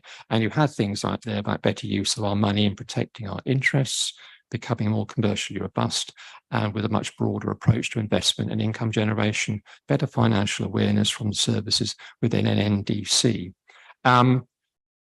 If you look, something that I've been talking, as I know, like a broken record for the last 4 years, is the concern about the council's finances going forward. 4 years ago, I looked at the NNDC's own estimates going forward, and they showed that there would be a deficit in years to come. The first reaction I got for that is don't worry about it, because the predictions always state there's going to be a deficit. Well, then that changed from actually there may be some dark clouds on the horizon. As we will see today, there is thunder overhead, because this is the first time in a very long time this council is actually reporting a predicted deficit. And that worries me enormously. And the thing that I think an administration should be doing is actually what can we do to help ourselves? Now, obviously, all public sector local authorities are going to be reliant on forms of income from the government. However, looking at the financial world we live in at the moment now and going forward under whatever party is in the national government, you have to assume actually that income flow may be tight. And I think it's incumbent upon us to do what we can do to make ourselves as efficient as possible in order to prepare for that. For example, the last Conservative administration out of 7 years, every year they reported a surplus. Every year they increased the actual reserves. Only in one of those years did they increase the council tax, and there was no debt whatsoever. So again, we have a track record of good financial management. I want to help this administration to work in order to that and keep the focus on that. So overall, I do think it's mildly astonishing that isn't expressly put in your report, in your corporate plan.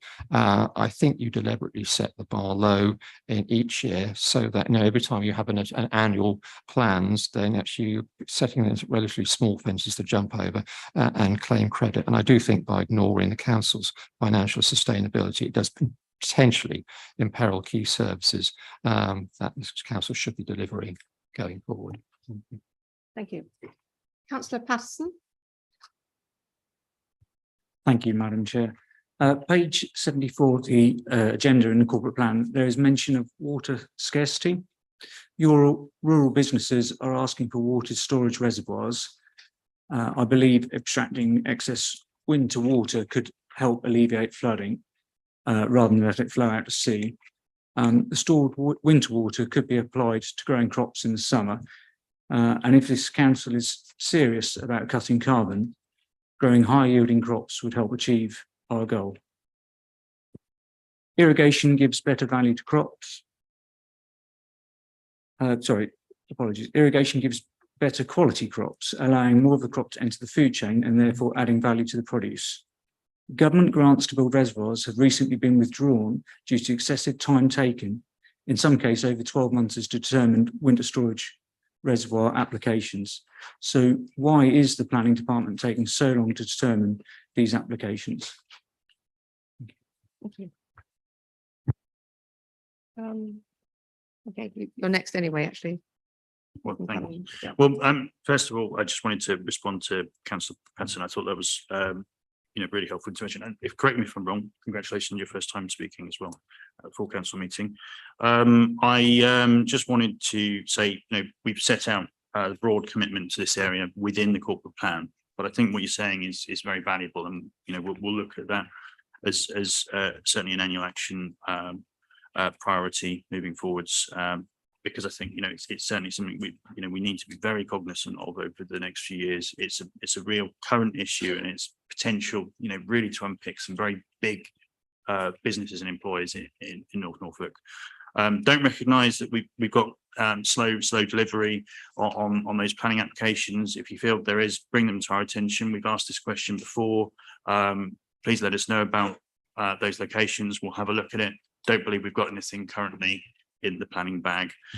Just responding to Councillor Cushing, our last corporate plan was successful, and the last time it was very target driven rather than having lots of high level themes, and the opposite criticism was made by your group. So I just wanted to point that out, that can't have your cake and eat it, really. It is what it is, and it's our plan. It's North Norfolk's plan. It's distinctive to North Norfolk, and we were elected on the principles within this corporate plan. You were not. I'm sorry to say that, but that is the case. As for words, choice of words within the corporate plan, I won't dwell too much on that. I mean, I looked at lots of different corporate plans, including the county council's one here. Terms like thought leader. What is that? It's the case that we've tried to keep the language as simple as possible. The one I queried the most, in fact, as we were going through this process, was questioned earlier on. That was Coastwise. That's a government brand, but we've already covered what that means. So I'm proud of this plan. It's deliverable. It's ambitious. It will stretch the council, but it's absolutely everything that we should be doing. Thank you. Councillor John Toy. Thank you, Madam Chair. Okay, so first of all, I acknowledge that this is a corporate plan and not a delivery plan. The delivery plan is where we will put the details in and where we will set the challenges based on the things that we're learning. We've brought this corporate plan, I believe, early. Many councils will have not developed their corporate plan yet. We've brought this corporate plan here now, so we have to do the work within the delivery plan. Councillor Cushing mentioned about how they, made money each year and put it away. It was a very different financial climate. We're in a very much different financial climate now with a very different central government and the way they fund us. So I don't think it's comparing eggs with eggs. And if you look at what we've achieved historically to date and the way it's ingrained in the ethics within the council now, I think we've worked hard at that, and that's evidenced by our results. But I wanted to obviously I've sort of nailed my flag to the cross tonight about rural, and clearly, I was pleased to hear about rural being mentioned at Overview and Scrutiny, and I was there. But I have to acknowledge that through this, we've just talked about rural and understanding the needs, but that is a rural thing for the storage. But actually, it's got putting Norfolk and its communities first at 3.2, particularly our rural villages, page 67, particularly our rural villages, page 73, rural exception sites, page 74, providing support to allow rural businesses to survive, maximising the benefits of the Rural Prosperity Fund, develop a rural strategy. So I think we are delivering these things. We just need to read it and understand this is headlines. How we deliver that strategy, I agree, we need to be challenging. I'm the chairman of GRAC. I like to see things challenged, but this is not the document to challenge those details and those levels. This is about our ambitions to provide in these areas, and I think they are laid out there. Thank you, Madam Chair. Okay, Councillor Shires, can you keep it brief? So I will be as brief as I because you're starring for the next two. No, of course, I'll be, yes, you'll hear me a lot. I will keep everything brief. I will, of course.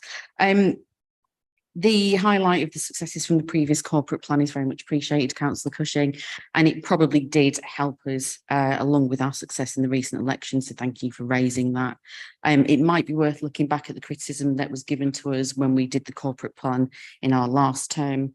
I think you'll find things that you are criticising us for now were things that we did back then, and you criticised us for doing them, and now you're criticising us for not doing them.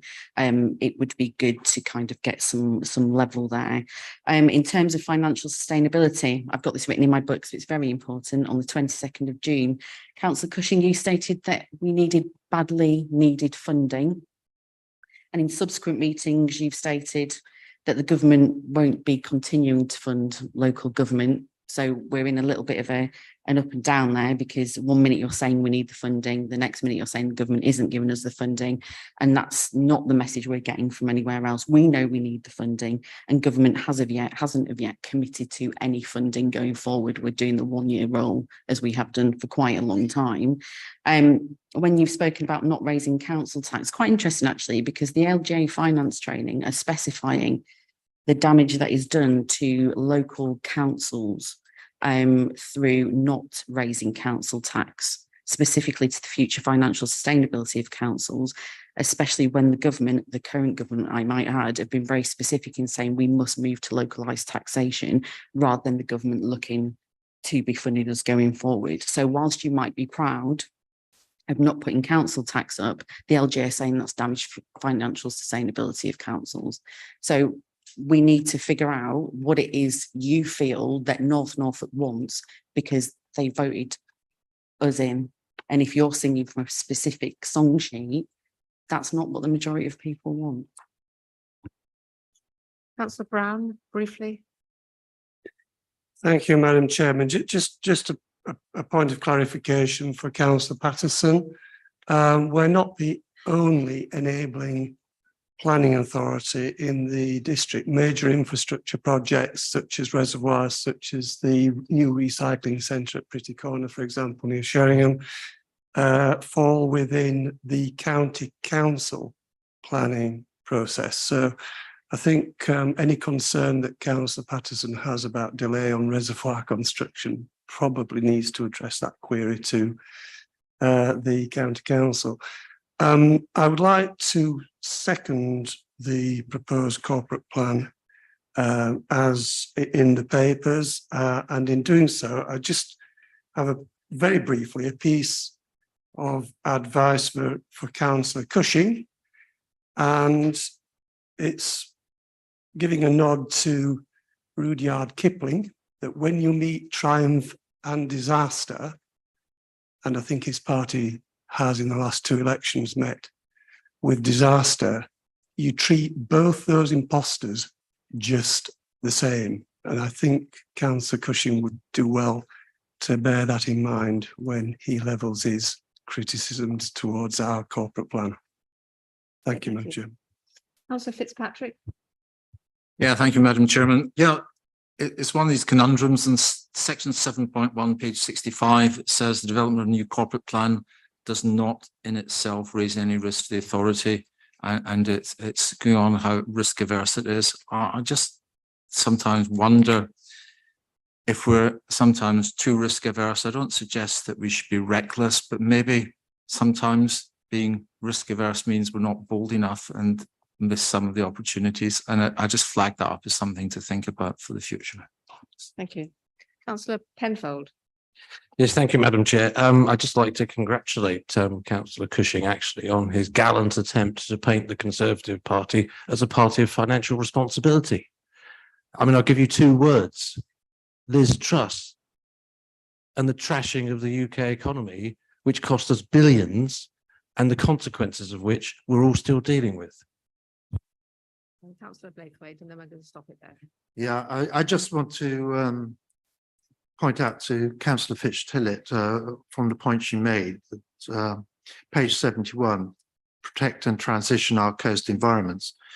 And the very first point is realising the opportunities of external funding to secure a sustainable future for our coastal communities, that's all coastal communities, through transition and adaptation responses. And I think that covers her point that it is not just the built environment we are looking to protect. We are looking to protect every community along the coast, and we will do all we can to make sure that we are successful in that endeavour, given the situation we are in with the most dynamic coast in Western Europe. Thank you. Okay, thank you very much, everybody. So now we have a recommendation that full council adopts the corporate plan. So do we go to a vote? I think we've had it seconded, so we go to. Yep. Okay. So do you vote? All those in favour?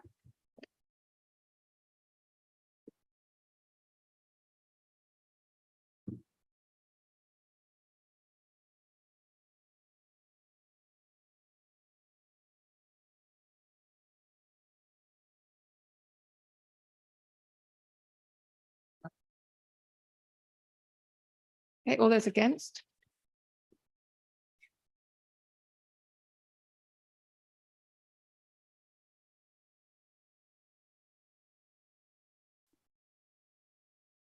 And any abstentions? No, no, okay, that's carried then. Thank you very much. Okay, let's go to agenda item 9. Councillor Shah, so you're going to present this? I am. So what I'm going to lead with is possibly what we've learned from overview and scrutiny recently, is that these reports aren't always the easiest for everybody to digest, and as such we are going to organise training.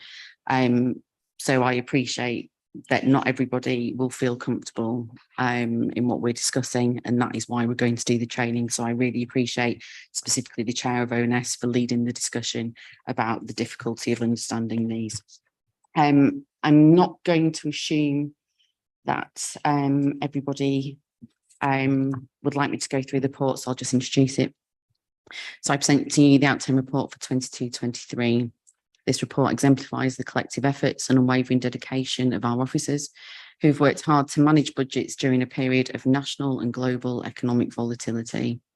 Despite the challenges posed by the ongoing national economic uncertainty, our officers have managed their budgets admirably in what has been an extremely difficult year. The report recognises their diligent efforts in monitoring budgets, and presenting regular reports to both the Cabinet and Overview and Scrutiny Committee. This dedication to financial oversight has ensured transparency, accountability and responsible financial management.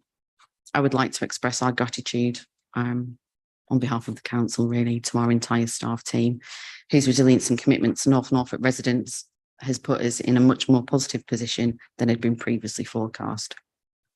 Furthermore, the global economic instability and shortages of various commodities, triggered in part by geopolitical events such as the Russian invasion of Ukraine, presented significant challenges. The council, however, responded proactively, managing budgets and seeking additional grants to fund demand-led budgets.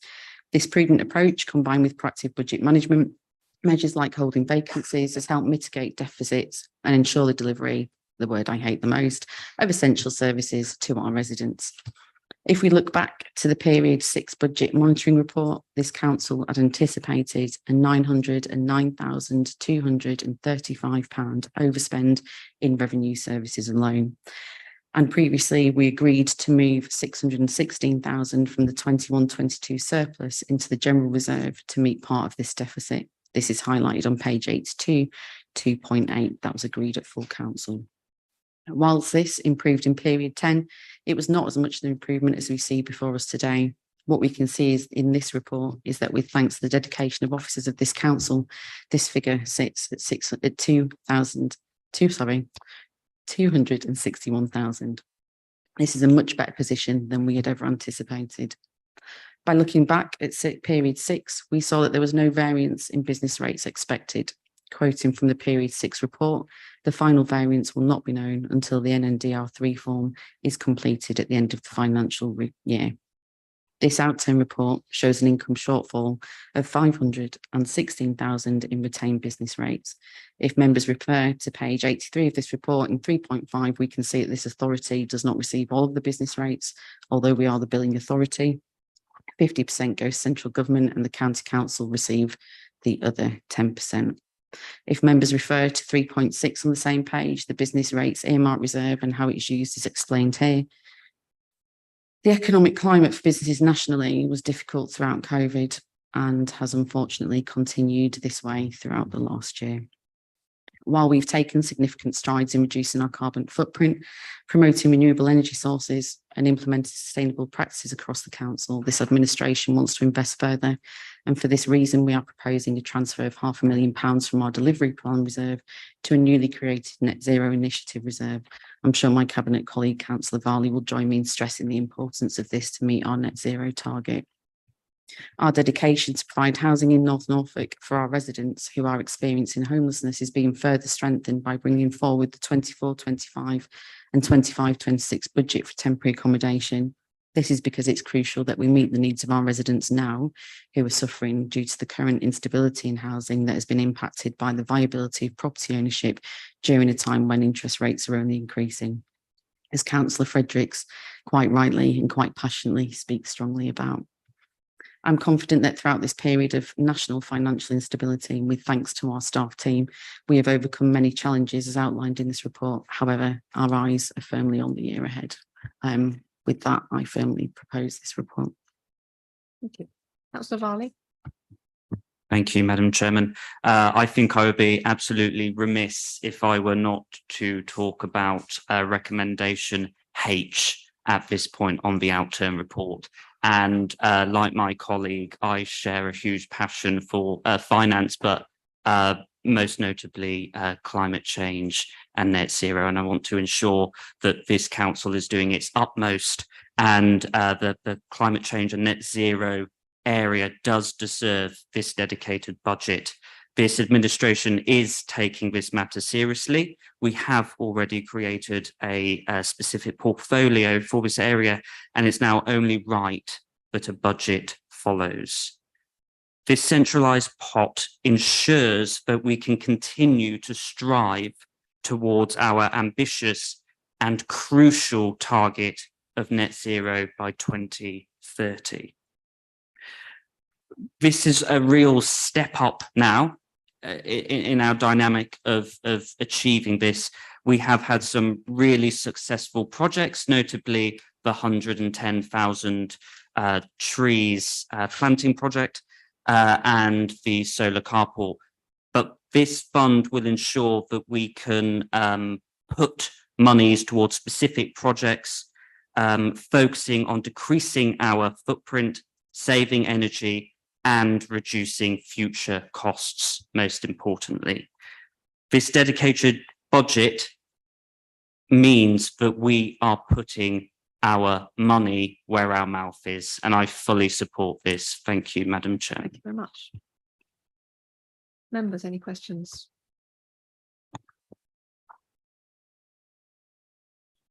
Councillor Cushing, do you hand up? Yep.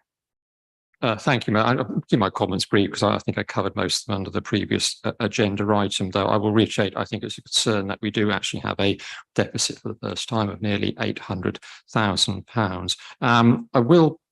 I'll be actually on top of that. I will be interested to see I don't know when we're actually going to see the forecast figures for the future years as well, because we haven't seen those for a while. So I think it'd be interesting to see what they're predicting in terms of the medium-term financial forecast.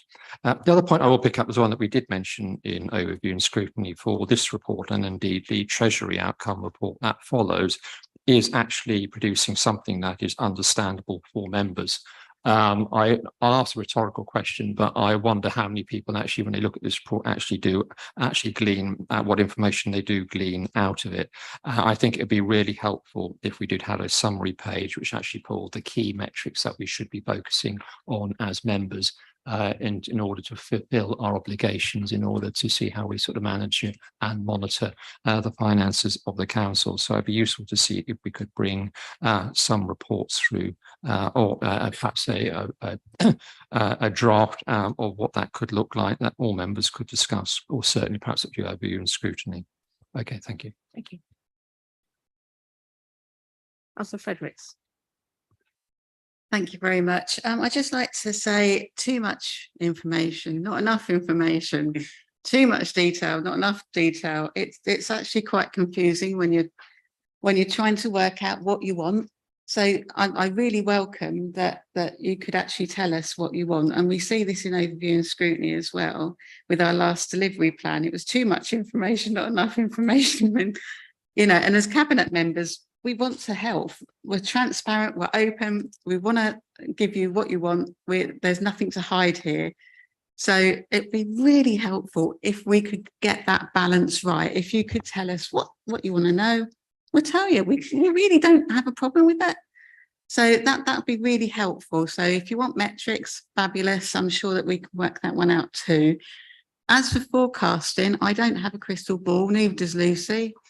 Neither does anybody in this room. And in actual fact, the last few years have told us that the situation in this country is unprecedented. And we're seeing this week after week. We're thinking this is going to get better. We're going to get interest rates down. This is going to happen and that's going to happen. And where's my unicorn of £1.9 billion for affordable housing? And then it all disappears. Isn't that incredible?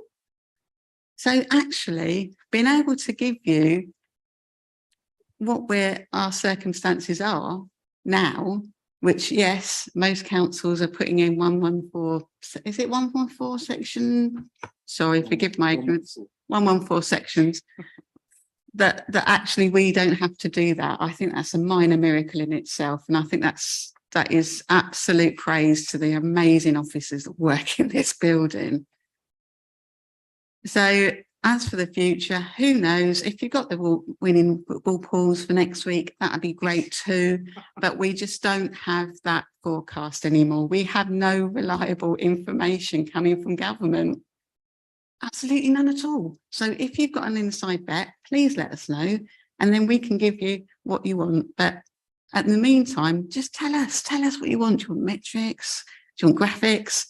We'll give you whatever you like on a format.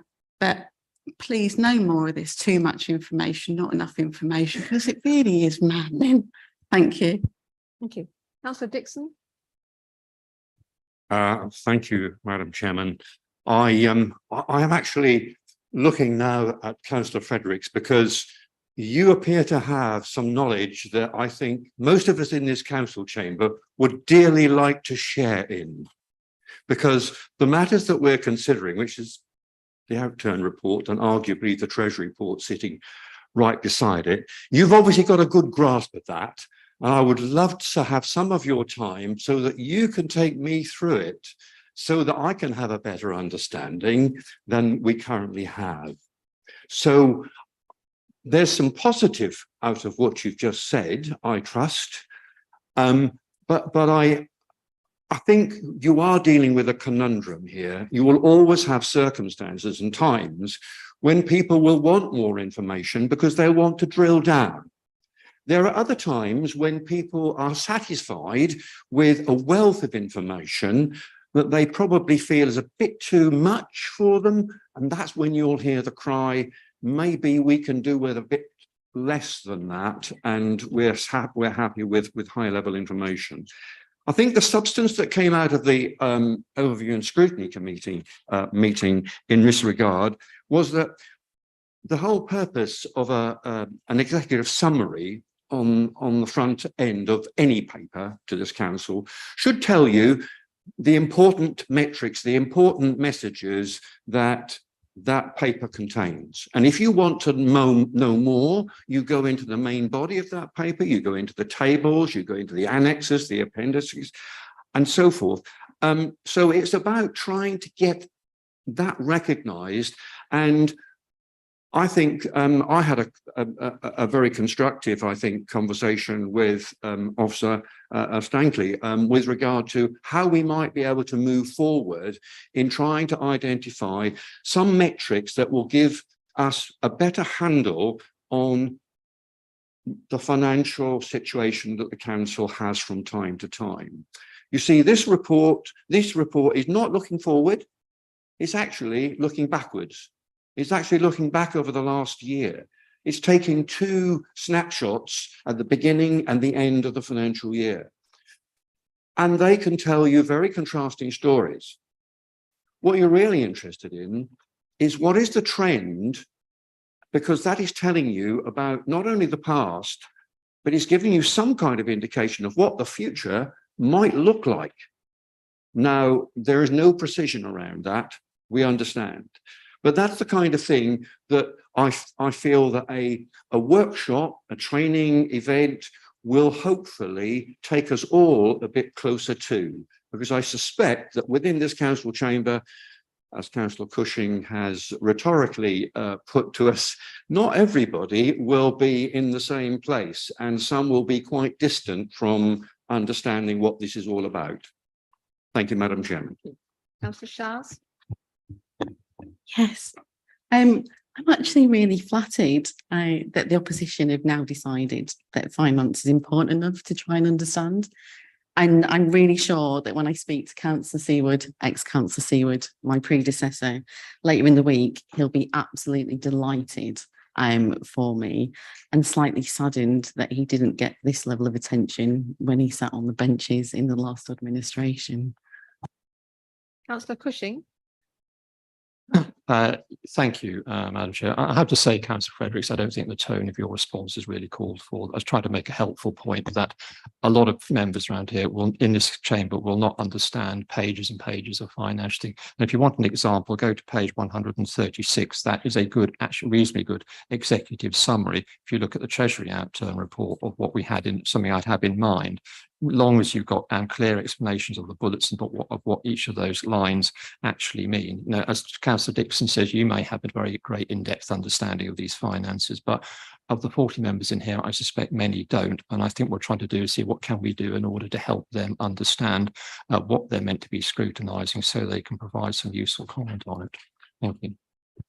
Councillor John Toy is next. Thank you, Madam Chair. Actually, strangely here, Councillor Dixon and I have agreed on the need for the workshops. As soon as I took over GRAC, the first thing I thought, we need to make this understandable for people. So we are actually on the same page for that. We've got a great opportunity here to use technology to do the drilling down, as Councillor Dixon suggests.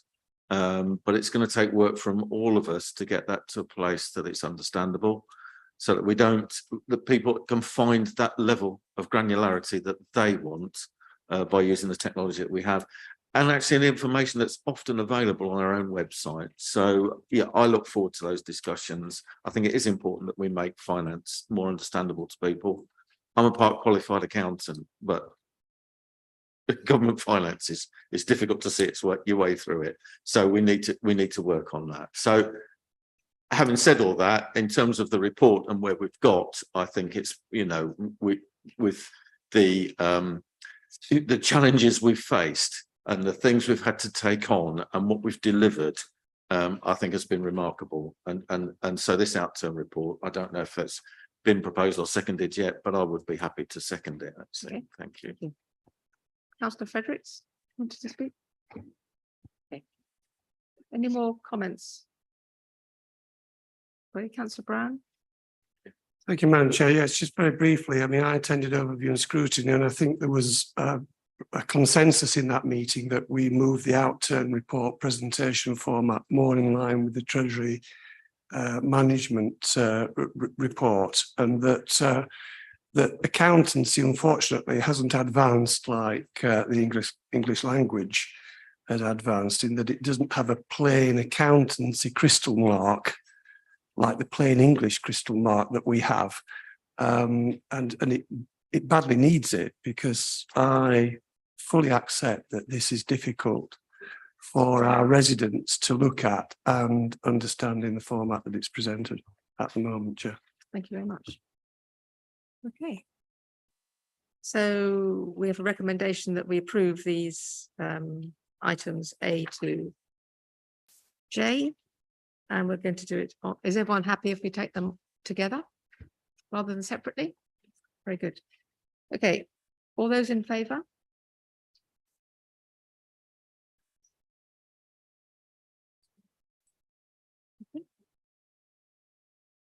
Got us? Oh, let's just check it.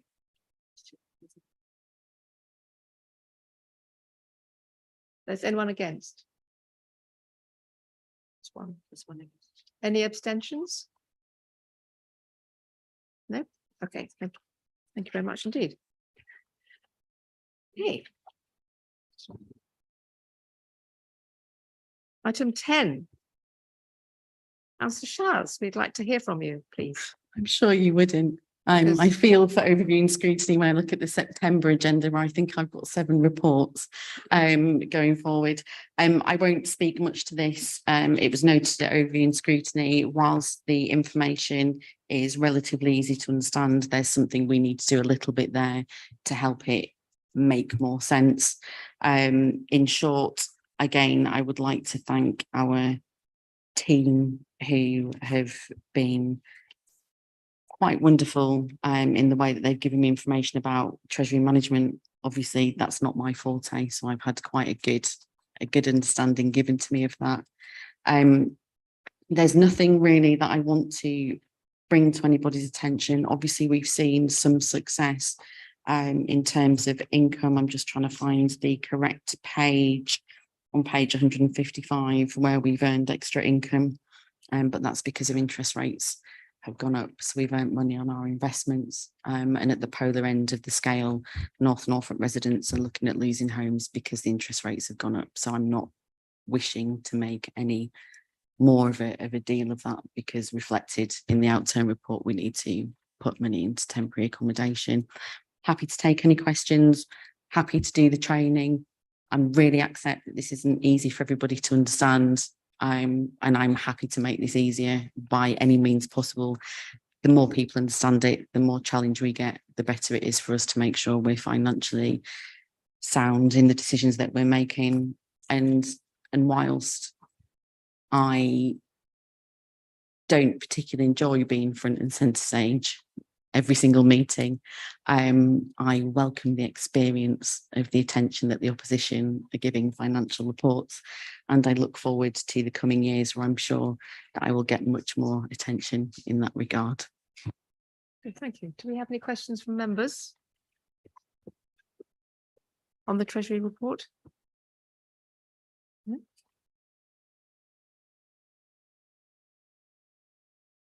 Right. Okay, shall we?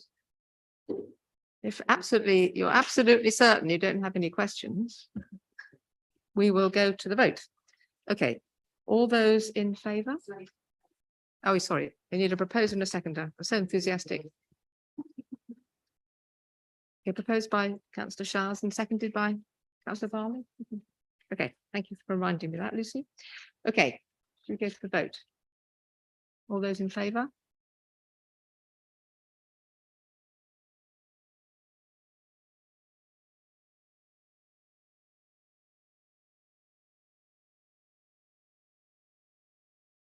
We've got all those against. Yeah, just one. And any abstentions? No, so one against. Okay, so that's carried. Thank you very much. Thank you, everybody, for your contributions. Item 12 is the recommendations from the Overview and Scrutiny Committee. Councillor Dixon, do you have anything further to add?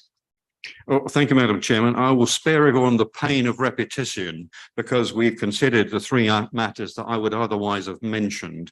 And I don't think I have anything material to add because you've got it written before you. And I can't put it any better than that. What I would just add in relation to the Treasury Management Annual Report was that there was also a feeling that we could benefit from a training session from our investment advisors, and Officer Stankley, I think, has that programmed for a later point in the year, because there are distinct differences between our understandings of the outturn report and the annual report as far as Treasury management is concerned. So with those expectations of equipping us to consider these reports in greater detail, or should I say with greater understanding in the future, I will rest my case on item 12. Thank you. Okay, thank you very much.